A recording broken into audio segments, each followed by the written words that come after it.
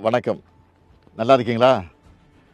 இது பட்ஜெட் பற்றிய உங்களின் ஒருவன். பட்ஜெட்டுக்கு முன்னாடி நீங்க போட்ட ட்வீட்டே நேஷனல் நியூஸ் ஆயிடுச்சே. ஒன்றும் இல்லை, பட்ஜெட் லோகோவை வெளியிட்டு இருந்தேன். மொழி கொள்கையில் நாம் எந்த அளவுக்கு உறுதியாக இருக்கோம்னு காட்ட அதில் ரூன்னு வச்சுருந்தோம், அவ்வளவுதான்.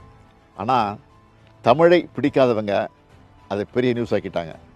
ஒன்றிய அரசுக்கிட்ட 100 நாள் வேலை திட்டத்துக்கான சம்பளத்தை தாங்க, பேரிடர் நிதி தாங்க, பள்ளி கல்வி நிதியை விடுவீங்கன்னு தமிழ்நாடு சார்பாக 100 கோரிக்கை வச்சுருப்பேன். அதுக்கெல்லாம் பதில் பேசாத ஒன்றிய நிதியமைச்சர் இதை பற்றி பேசியிருக்காங்க. அவங்களே பல பதிவுகளில் ரூனு தான் போட்டிருக்காங்க. ஆங்கிலத்திலையும் எல்லாரும் ருப்பீஸை சிம்பிளாக ஆர்எஸ்ன்னு தான் எழுதுவாங்க. அதெல்லாம் பிரச்சனையாக தெரியாதவங்களுக்கு இதுதான் பிரச்சனையாக தெரியுது போல். மொத்தத்தில் இந்திய அளவில் நம்ம பட்ஜெட்டும் இட்டு தமிழும் இட்டு. பட்ஜெட்டுக்கான ப்ரிப்பரேஷன்லாம் எப்படி பண்ணீங்க? முதலமைச்சருக்கான பொருளாதார ஆலோசனை குழுவில் நோபல் பரிசு பெற்ற எஸ்தர் டப்லோ, அறிஞர்கள் ரகுராம் ராஜன், ஜான் தீரேஸ், அரவிந்த் சுப்பிரமணியன், நாராயணன் போன்றவங்க நிறைய ஆலோசனைகளை வழங்கினாங்க. மறுபுறம் அடித்தட்டு மக்கள்கிட்டையும் அவங்களோட தேவைகள் என்னென்னு கேட்டு தெரிஞ்சுக்கிட்டோம். அது மட்டும் இல்லை, மற்ற மாநிலங்கள்லேயும் நாடுகள்லேயும் மக்கள்கிட்ட நல்ல ரீச்சான திட்டங்கள் என்னன்னு பார்த்து அதை நம்ம மாநிலத்துக்கு ஏற்ற மாதிரி கொண்டு வரணும்னு முடிவு பண்ணோம். இதுக்காக பல நாட்கள் தலைமைச் செயலகத்தில் மாலை 6 மணியிலிருந்து இரவு 10 மணி வரை அமைச்சர்கள் அதிகாரிகள் கூட உட்கார்ந்து பேசித்தான் இந்த பட்ஜெட்டை தயாரித்தோம். பொறுத்தவரை பட்ஜெட் எப்படி வந்திருக்கு? நான் சொல்கிறத விட இந்தியா முழுக்க வெளிவந்திருக்கக்கூடிய நாளிதழ்களில் என்ன சொல்லியிருக்குன்னு பாருங்கள். இந்த இந்தியன் எக்ஸ்பிரஸ் பத்திரிக்கையில் தலைப்புச் செய்தியாக போட்டிருக்கிறாங்க, பட்ஜெட் தட் கவுண்ட்ஸ் ஆல் அப்படின்னு போட்டு ஒரு கோலத்தை போட்டு கார்ட்டூனில் எல்லா திட்டங்களும் கொண்டு வந்து சேர்த்து அதில் வெளிப்படுத்தியிருக்கிறாங்க. டைம்ஸ் ஆஃப் இந்தியாவில் அதாவது to checkmate opposition next year, Tamil Nadu finance minister moves infra welfare பீசஸ்னு தலைப்பில், அதாவது எதிர்க்கட்சிகளுடைய அரசியல் குற்றச்சாட்டுக்களை செக்மேட் செஞ்சுருக்கு இந்த பட்ஜெட்னு எழுதியிருக்கு.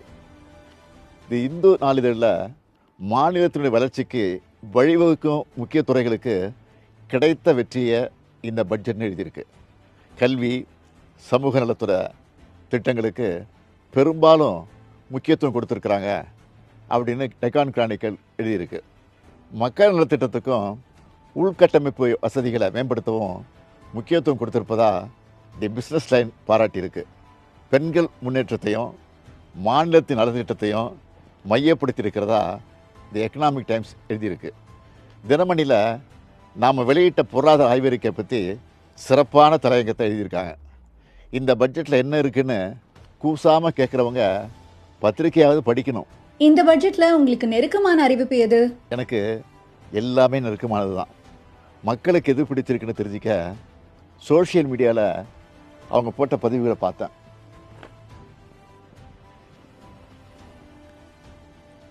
ஸ்கர்லட் விம்னல் என்ற ட்விட்டர் ஐடி பெண்கள் பாதிப்புக்குள்ளாகிற கருப்பை வாய் புற்றுநோய்க்கான தடுப்புக்கான மருந்தை அரசே இலவசமாக தரணும்னு என்னை டேக் பண்ணியிருந்தாங்க. இந்த திட்டத்தை செயல்படுத்த நினச்சிருந்தோம். இப்போ இந்த பட்ஜெட்டில் அதுக்கான அறிவிப்பை வெளியிட்டிருக்கிறோம். அது மட்டும் இல்லை, டாக்டர் நிகிதா மேஹரா என்பவரும் ஃபென்டாஸ்டிக் நியூஸ்னு சொல்லி நன்றி தெரிவிச்சிருக்கிறாங்க. அதே போல் தெலுங்கானாவில் போக்குவரத்தை ஒழுங்குபடுத்துகிற பணிகளில் திருநங்கைகளுக்கு வாய்ப்பளிக்க போகிறதா ஒரு செய்தியை பார்த்தேன். தமிழ்நாட்டிலையும் இப்படி செயல்படுத்தலாம்னு முடிவெடுத்தோம். அதன்படி ஊர்காவல் படையில் திருநங்கைகளையும் ஈடுபடுத்துகிற அறிவிப்புக்கு பெரிய வரவேற்பு கிடைச்சிருக்கு. இது தொடர்பாக நேஹா என்பவர் என்ன சொல்லியிருக்காங்கன்னு நீங்களே பாருங்க. இந்த சமூகத்துல கல்வி நிச்சயமா மிகப்பெரிய ஆயுதம். ஆனா அது விளிம்பு நிலை சமூகமான திருநர் மக்களுக்கு கிடைக்கிறதுல நிறைய பிரச்சனைகள் இருக்கு. வாழ்வாதாரம் இருக்கக்கூடிய மற்ற பிரச்சனைகள்லாம் எதிர்த்து நிறைய திருநர் மக்களால உயர்கல்வி படிக்க முடியாம போகுது.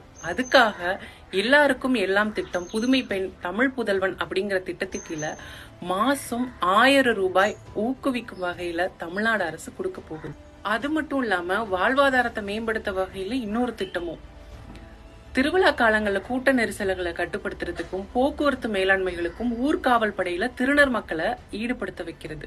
எல்லா ஊர்காவல் படையினர் மாதிரியும் மதிப்பூதியம், சீருடை, உயரிய பயிற்சிகள் அப்படின்னு சொல்லிட்டு செயல்படுத்த அரசு இந்த எல்லாருக்கும் எல்லாம் திட்டத்திலையும் சொல்லியிருக்காங்க அப்படிங்கிறது இன்னொரு மிகப்பெரிய சந்தோஷமான விஷயம். கொஞ்ச நாளைக்கு முன்னாடி விருதுநகர் போனப்போ அரசு காப்பகத்தில் இருக்கக்கூடிய பெற்றோரை இழந்த குழந்தைகளுக்கு ஸ்வீட் வாங்கிட்டு போனேன். காப்பகங்களில் இருக்கவங்கள நாம் பார்த்துக்கிறோம், மற்ற குழந்தைகளுக்கு ஏதாவது பண்ணணும்னு தோணுச்சு. அப்படி உருவானது தான் தாயும் மாணவர் திட்டம். இதை பார்த்து டாக்டர் சென் பாலன் என்பவர் என்ன சொல்லியிருக்காரு பாருங்கள். நான் கட்டும் வரி பணம் இப்படி பயன்படுத்தப்படும் எனில் இதைவிட வேறு பெருமை என்ன உள்ளது. ஆதரவற்ற முதியோருக்காக அன்புச்சோலை திட்டத்தை அறிவித்தோம். இதுக்கு மக்கள் என்ன மாதிரி ரியாக்ட் பண்ணியிருக்காங்கன்னு பாருங்கள். பொதுமக்கள் மட்டும் இல்லை, ஆனந்த் சீனிவாசன், பிரபாகர், சோமவல்லியப்பன் போன்ற பொருளாதார வல்லுநர்களும் என்ன சொல்லியிருக்காங்கன்னா, எல்லா மாவட்டத்துக்கும் ஒரு திட்டத்தை அனௌன்ஸ் பண்ணியிருக்கிறாரு. ஃபஸ்ட்டு டிஃப்ரென்ஸ் என்னென்னா நான் பார்க்குறதுல, போன எலெக்ஷன் நீங்கள் பார்த்தீங்கன்னா கொங்கு மண்டலத்தில் திமுக ரொம்ப பெருசாக பண்ணலை. ஆனால் இப்போ நீங்கள் மோடி அரசாங்கத்தை பார்த்தீங்கன்னா யாரெல்லாம் எங்களை சப்போர்ட் பண்ணலையோ அவங்கள நாங்கள் கண்டுக்கவே மாட்டோம். தமிழ்நாட்டை பற்றி நாங்கள் ஒரு வார்த்தை கூட பேசலை. தமிழ்நாடு எந்த ஸ்டேட்டெல்லாம் அவங்களுக்கு ஓட்டு போடலையோ அவங்கள பேசலை.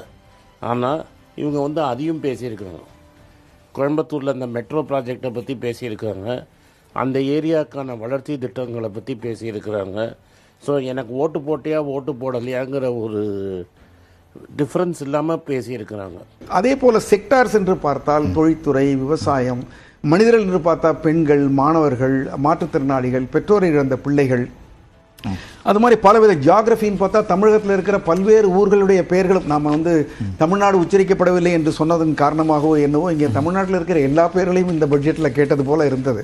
இது ஒவ்வொரு ஊரையும் சொல்லி அங்கே ஒரு தொழிற்சாலை, ஒரு ஜவுளி பூங்கா, ஒரு இந்த பூங்கா என்று சொன்னதெல்லாம் பார்த்தால் இது ஒரு பரவலாக ஒரு பேலன்ஸ்டு பொருளாதார விதிகளுக்கு உட்பட்ட, அதே சமயங்களில் நீங்க பாத்தீங்கன்னா அகழ்வாராய்ச்சிக்கும் ஒரு முக்கியத்துவம் கொடுக்குறாங்க, அதே மாதிரி செமிகண்டக்டருக்கும் ஒரு முக்கியத்துவம் கொடுக்குறாங்க, ஒரு புத்தாக்கத்திற்கும் கொடுக்கிறார்கள், எம்ப்ளாய்மெண்ட் அதிகமாக்கக்கூடிய ஒரு காலனி தொழிற்சாலைகளுக்கு முக்கியத்துவம் இருக்கிறது, அதிக டெக்னாலஜி இருக்கக்கூடிய தொழிற்சாலைகளுக்கு முக்கியத்துவம் இருக்குது. அதனால நான் நினைப்பது இது ஒரு நல்ல ஹோம்ஒர்க் பண்ணப்பட்ட பட்ஜெட்.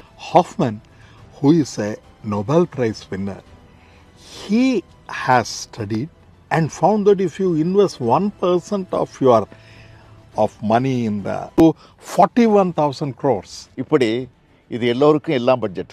எதிர்க்கட்சிகளோட விமர்சனங்களை பற்றி என்ன நினைக்கிறீங்க? ஆக்கப்பூர்வமான விமர்சனங்கள் இருந்தால் அதை நம்ம பரிசீலிக்கலாம். ஏதாவது நெகட்டிவாக சொல்கிறதுக்காகவே சிலர் சொல்கிறது அரசு மேலே இருக்கக்கூடிய வன்மம் மட்டும்தான் தெரியுது, உருப்படியாக அது எதுவும் இல்லை. இருந்தாலும் நம்ம எந்த அளவுக்கு சிறப்பாக செயல்பட்டு இருக்கோம் என்பதற்கு சில எடுத்துக்காட்டுகளை ஆதாரபூர்வமாக சொல்ல விரும்புகிறேன்.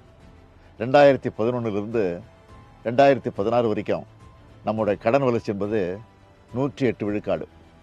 இதுவே 2016 2021 128 விழுக்காடாக அதிகரிச்சுது. ஆனால் நம்ம திராவிட மாடல் அரசு பொறுப்பேற்றதிலிருந்து இப்போ வர 93 விழுக்காடுன்னு இதை குறைச்சிருக்கிறோம்.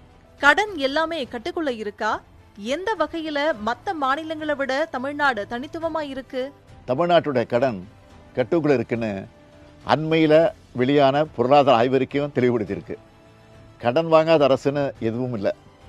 அப்படி வாங்குகிற கடனை முறையாக செலவு பண்ணுறோமா என்பது தான் முக்கியம்.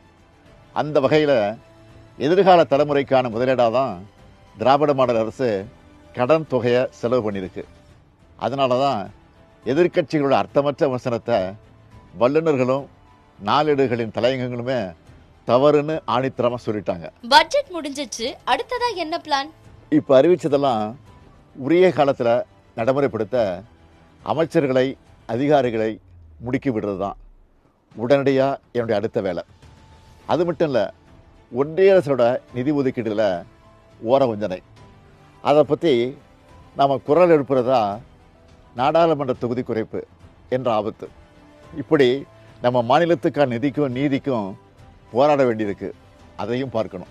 2030ஆம் ஆண்டுக்குள்ளே தமிழ்நாட்டை $1 ட்ரில்லியன் பொருளாதாரமாக உயர்த்தணும், தமிழ்நாடு எல்லாத்துலேயும் நம்பர் 1 இருக்கணும் என்கிற இலக்கை அடையணும். இப்படி நிறைய பணிகள் இருக்குது. அதனால் ஓய்வே கிடையாது. நன்றி, வணக்கம்.